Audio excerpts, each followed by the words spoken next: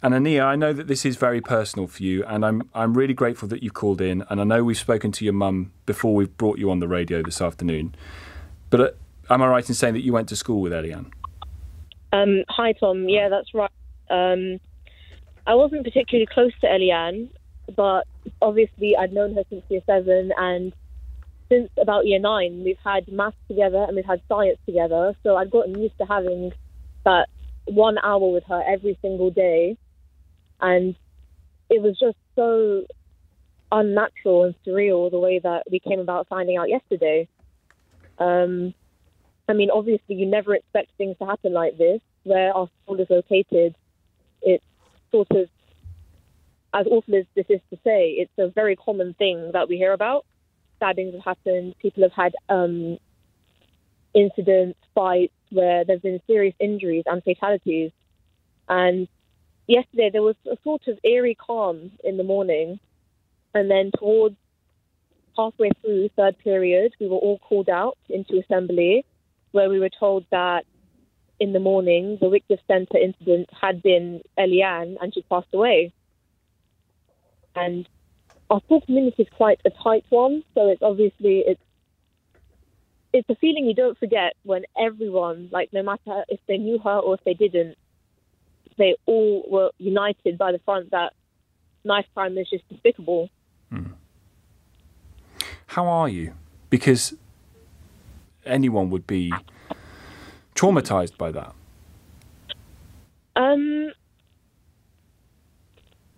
Honestly, that's quite a difficult question to answer, because I never knew her, like, on a personal level. I wasn't friends with her. We were acquainted at most, but she was always nice to me. And the idea that so quickly someone can just not be in your life anymore or just around you anymore because of one person's inhumane actions is just, it's horrible. And I think our entire school community is in shock, like I am. School was optional today, and there was a chance to attend for a sort of memorial to Elianne, and it's shut tomorrow for us to sort of try to recuperate from what's happened. I just wonder, you talk about the crime that was being committed in and around the school prior to this, Anniyah. I wonder whether you have felt safe walking to school, going to school, getting the bus to school. That's the thing, because of, well, my mum's grown up in Croydon. She's born and bred here, and she's well aware of what it can be like in central Croydon specifically. So she's actually very, very hesitant to let me out into the world by myself. So she, at the start of year 7, I thought she was being a bit overdramatic when she insisted I take school-provided minibus services. But as the years have progressed, I understand that the ideology and the rationality behind that scares so much more, especially with what happened yesterday.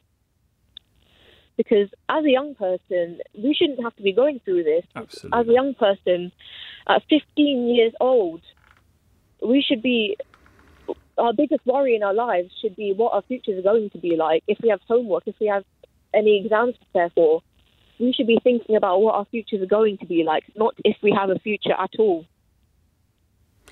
I've seen, Anniyah, some of the signs that are left now at the site where Elianne was killed, talking about persuading people to put the knives down, to stop the violence that there is now, particularly amongst younger people. And I can't, I did not grow up in an area or at a time particularly when I ever worried about my personal safety because of a knife at such a young age, going to school in the middle of the day. Yeah, it's one of those things where you know that it's such a massive issue, and it's just a slip in the system, and everything that the law and the justice system are doing to sort of enforce the minimalization of using knives, it's just utterly futile, because you see these cases happen so often and you don't realise just how real it is until it happens to somebody you know. And listen, Anniyah, I really, really hope that you are, and your friends and your cohorts at school are being supported with this, because as you say, it comes home when you see on the news the face of a person that you're in maths with every day. Yeah, it does. And I feel like the media in general, they have a tendency to rush into things with these articles. Like, you see so much social media speculation over what happened. You see people just completely sort of disregarding the life that's been lost and talking about it and publishing about it without any confirmation of what's really happened. Like, for example, early today, this morning, I opened TikTok, I opened Instagram, I opened my news app. All of them were saying Elianne Andam. There was no confirmation, there was no checking behind the scenes, but they'd had a good scoop, so they just put it out. And I think that's the worst thing of all, because when you're trying to cope with realizing how close this hits to home, and you have all of these allegations, speculations being mass broadcasted, it's really not appropriate. And makes it worse for you, I'd have thought, as well as, of course, for her family.